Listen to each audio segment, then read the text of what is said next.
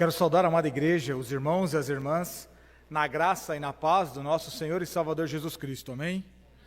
Glórias a Deus. Alegres estamos, porque no plano da salvação, este é um momento importante do advento, que é o nascimento do nosso Senhor e Salvador Jesus Cristo, o Cordeiro de Deus que tira o pecado do mundo. Por isso estamos alegres, porque a graça do Senhor nos alcançou, porque as suas misericórdias nos alcançaram e se renovam a cada manhã, e é pelo sangue de Cristo Jesus que aqui estamos para louvar e adorar o seu santo nome. Amém?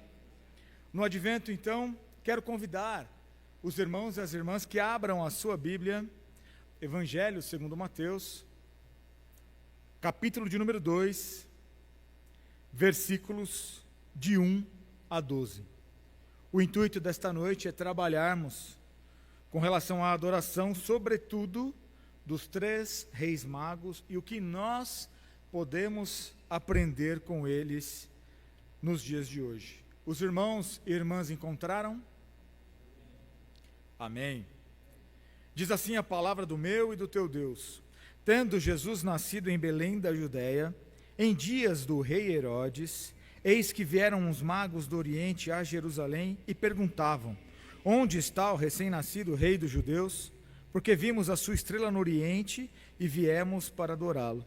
Tendo ouvido isso, alarmou-se o rei Herodes e com ele toda a Jerusalém. Então, convocando todos os principais sacerdotes e escribas do povo, indagava deles onde o Cristo deveria nascer. Em Belém da Judéia, responderam eles, porque assim está escrito por intermédio do profeta: e tu, Belém, terra de Judá, não és de modo algum menor entre os principais de Judá, porque de ti sairá o guia que há de apacentar o meu povo, Israel. Com isto, Herodes, tendo chamado secretamente os magos, inquiriu deles com precisão quanto ao tempo em que a estrela aparecer. E enviando-os a Belém, disse-lhes: ide e informai-vos cuidadosamente a respeito do menino, e quando o tiverdes encontrado, avisai-me para eu também ir adorá-lo. Depois de ouvirem o rei, partiram, e eis que a estrela que viram no Oriente os precedia, até que, chegando, parou sobre onde estava o menino. E vendo eles a estrela, alegraram-se com grande e intenso júbilo. Entrando na casa, viram o menino com Maria, sua mãe. Prostrando-se, o adoraram e, abrindo os seus tesouros, entregaram-lhe suas ofertas: ouro, incenso e mirra. Sendo, por divina advertência, prevenidos em sonho, para não retornarem à presença de Herodes, regressaram por outro caminho à sua terra. Palavras do Senhor. Amados, o título da mensagem desta noite é: o Rei que transforma as vidas, a busca que muda o mundo. O Rei que transforma vidas, a busca que muda o mundo.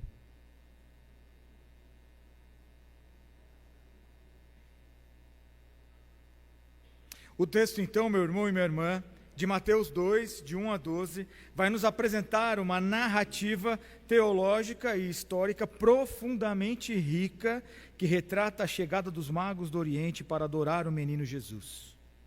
Este evento, então, embora cercado de simplicidade, carrega implicações profundas sobre a soberania de Cristo, a universalidade da salvação e a maneira como diferentes grupos respondem ao advento do Rei dos Reis. Esta mensagem, então, detalha os tópicos desse sermão, explorando com maior profundidade, tanto teológica quanto prática. O primeiro ponto que eu quero dividir com os irmãos, e que nós aprendemos com os reis magos, os 3 reis magos, é a busca sincera pelo rei, retratado nos versículos 1 e 2.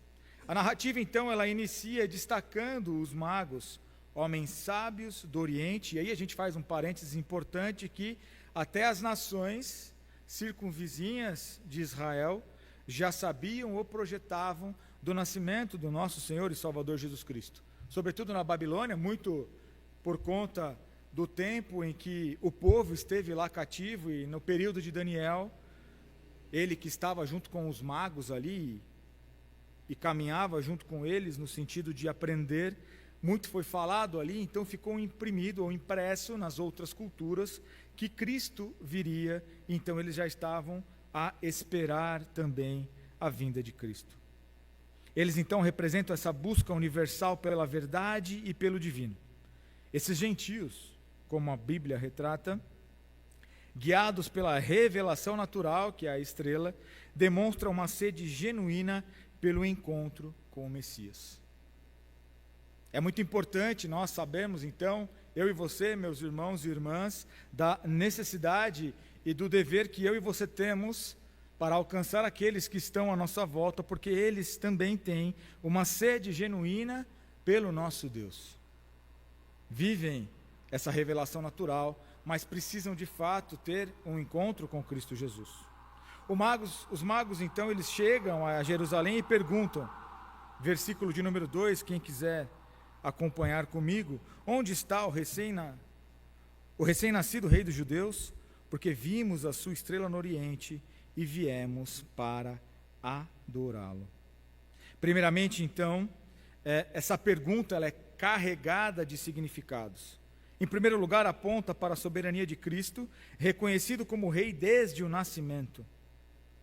Em segundo lugar, meu irmão e minha irmã, vai desafiar a liderança religiosa de Jerusalém, que não reconheceu o Messias em seu meio.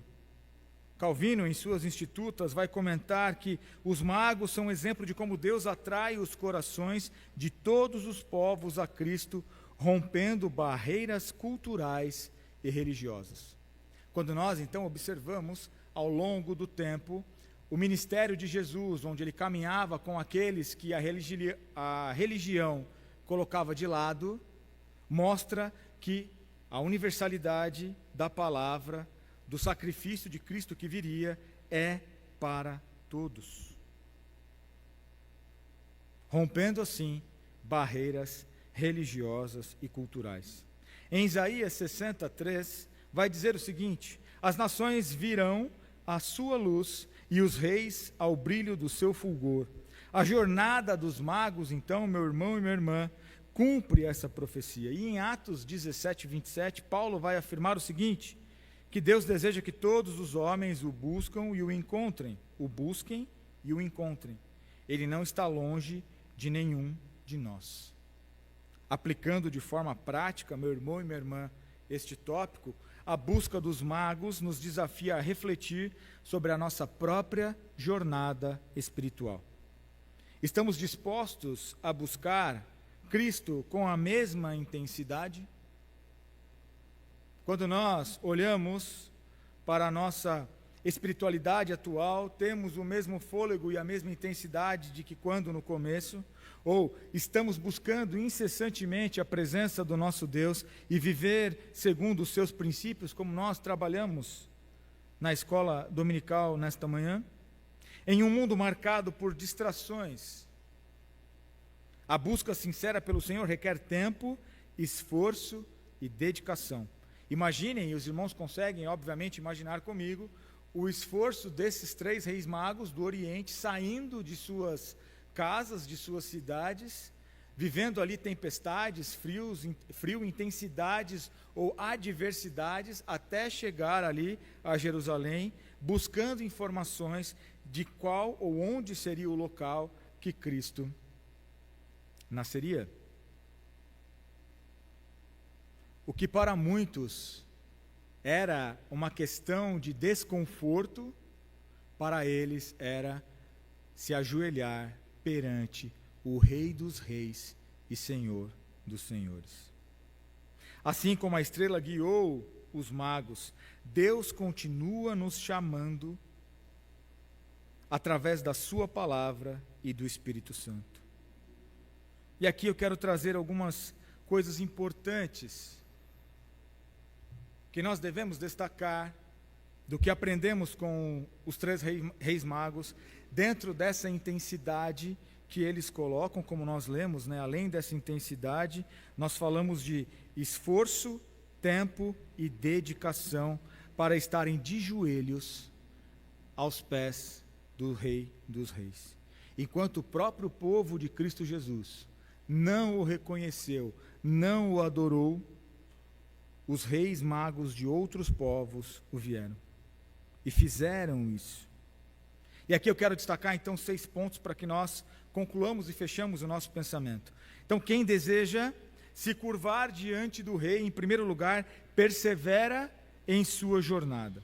O que nos impressiona é, como nós já dissemos, essa perseverança dos magos, ou seja, eles abriram mão de muita coisa e de uma longa jornada até Belém.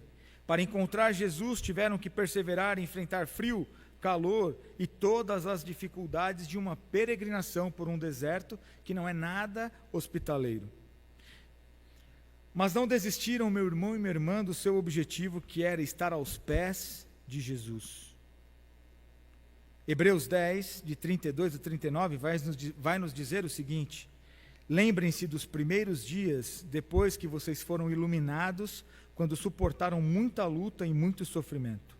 Algumas vezes vocês foram expostos a insultos e tribulações, em outras ocasiões fizeram-se solidários com os que assim foram tratados. Vocês se compadeceram do que estavam na prisão e aceitaram alegremente o confisco dos próprios bens, pois sabiam que possuíam bens superiores e permanentes. Por isso não abram mão da confiança que vocês têm, ela será ricamente recompensada. Vocês precisam perseverar de modo que, quando tiverem feito a vontade de Deus, recebam o que Ele prometeu, pois em breve, muito em breve, aquele que vem virá e não demorará. Aí nós já estamos falando do segundo retorno de Cristo. Mas o mesmo justo viverá pela fé, e se retroceder, não me agradarei dele. Nós, porém, não somos dos que retrocedem e são destruídos, mas dos que creem e são salvos. Palavras do Senhor. Cabe então a mim e a você, meu irmão e minha irmã, uma vez que nós somos alcançados por Cristo Jesus, não sermos daqueles que retrocedem, e sim que sigamos firmes para o alvo da soberana vocação, que é Cristo Jesus. Porque é por Ele que nós fomos salvos. É esse tipo de perseverança que eu e você devemos ter todos os dias, independente da adversidade que possa nos tomar, seja ela de natureza física, espiritual, financeira ou qualquer outra. Como nós pudemos comentar hoje pela manhã também na escola dominical, quando Paulo fala que tudo podemos ou tudo posso naquele que me fortalece, e também tudo coopera para o bem daqueles que amam a Deus, é porque eu e você, independente do estágio em que estejamos ou das adversidades ao qual passamos, nós confiamos e estamos aos pés de Cristo Jesus. Amém? Quem também deseja se curvar, então, como ponto 2, tem o propósito de adorá-lo. Volte os seus olhos para o texto, meu irmão e minha irmã, no versículo 2, que diz: onde está o recém-nascido rei dos judeus? Vimos a sua estrela no oriente e viemos adorá-lo. O texto bíblico, meu irmão e minha irmã, vai deixar muito claro que os sábios do Oriente tinham consciência de quem procuravam. Um rei a quem devessem adorar. Ou a quem deveriam adorar. Diante de Jesus não nos resta outra alternativa a não ser adorar. Adorar com alegria, com reverência, adorar com vida e voz, adorar com dons e talentos, adorar com tudo o que somos e o que temos. E aí nós já pudemos trabalhar essa questão em um outro momento, numa outra palavra, onde eu e você temos inúmeros dons. E se você de repente está pensando, dizendo: Senhor, eu não tenho nenhum, eu tenho certeza que pelo menos um Deus concedeu a ti, meu irmão e minha irmã, se não muitos. Por isso que nós devemos colocar em prática os nossos dons e talentos aqui na casa do Senhor. Adorar Cristo com vida e voz,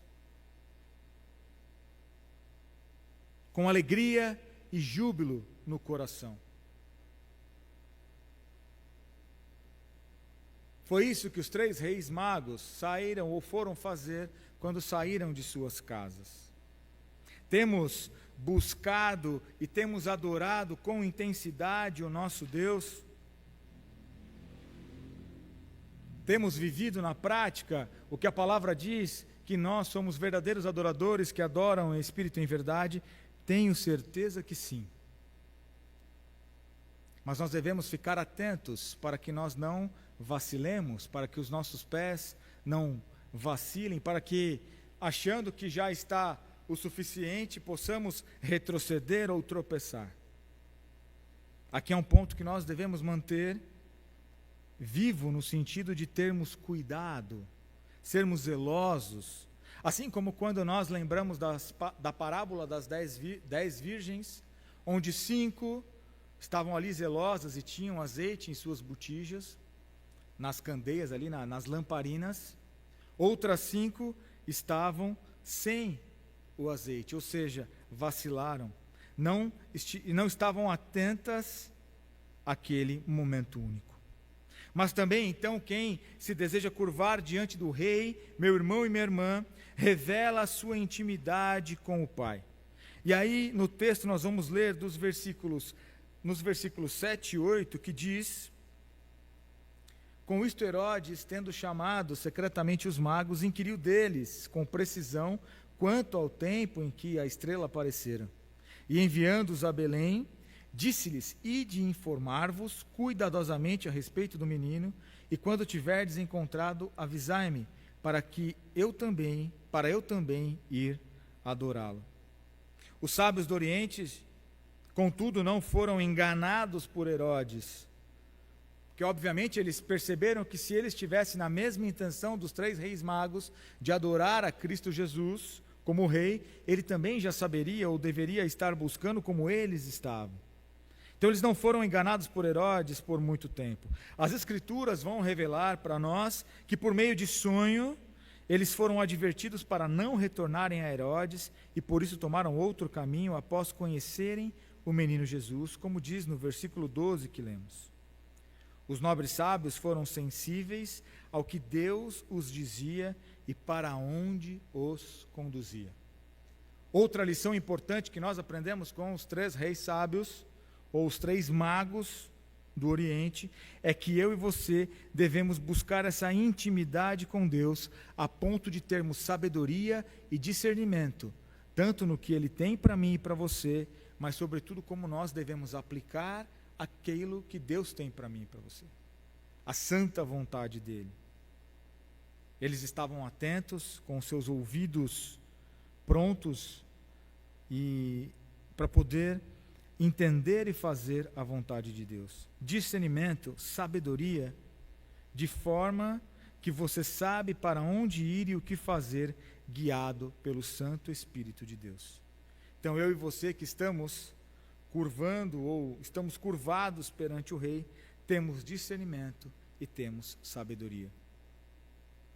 Mas também, meu irmão e minha irmã, quem deseja se curvar diante do Rei é guiado pelo Pai ao seu destino.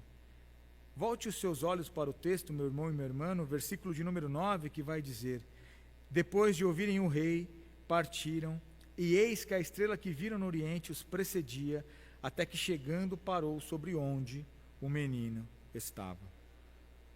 Estes homens então foram guiados pelo Pai em toda a sua peregrinação, em todo o traçado da viagem. Aqueles homens não tiraram os seus olhos da estrela que os guiava.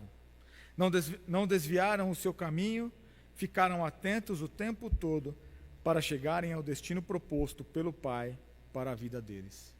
Da mesma forma, eu e você, em hipótese e momento algum, por mais dura que seja, ou mais duro que seja o momento em que eu e você estejamos passando, nós não devemos desviar os nossos olhos da nossa luz, que é Cristo Jesus.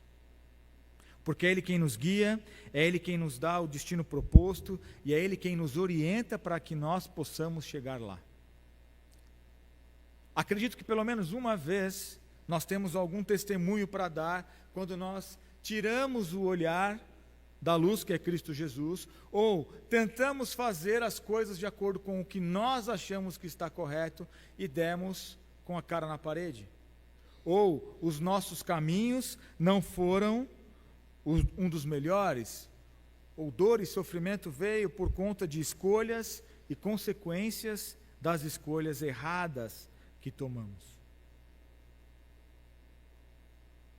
Aqueles 3 reis magos poderiam ter levado Herodes junto, poderiam ter retornado ao rei Herodes, dizendo onde o menino estava, mas eles estavam atentos espiritualmente, com seus ouvidos e mente conectadas com Deus, para entender o propósito.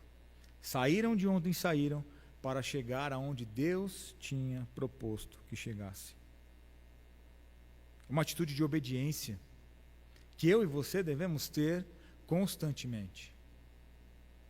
Porque muitas vezes entregamos as coisas no altar do Senhor, mas logo que nos viramos as costas, pegamos de novo com as nossas próprias mãos e queremos resolver a nossa maneira. Isso não é obediência, isso não é confiança, isso não é ter fé. Mas fé é entregar a Cristo Jesus, buscar e estar atento em obediência e observância a tudo aquilo que Deus tem para mim e para você. Penúltimo lugar que eu queria trabalhar com os irmãos, para não nos avançarmos no horário, amados. Quem deseja também estar ou se curvar diante do rei, alegra-se com a possibilidade do encontro. Mateus 2,10 vai dizer: quando tornaram a ver a estrela, encheram-se de júbilo. E por fim, quem deseja se curvar diante do rei, oferece o seu melhor a ele. Volte os seus olhos para o versículo 11, e ponto central nesta passagem, meu irmão e minha irmã. Entrando na casa, viram o menino com Maria, sua mãe, prostrando-se o adoraram, e abrindo os seus tesouros, entregaram-lhe suas ofertas, ouro, incenso e mirra.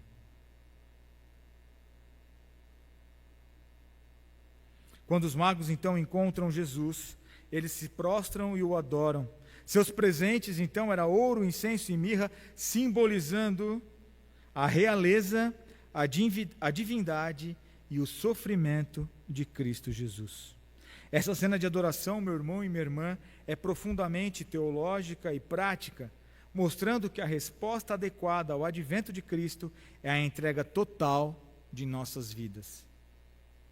Hermann Ridderbos vai dizer que a adoração cristã não é apenas um ato externo, mas a resposta do coração que reconhece Cristo como Rei e Salvador.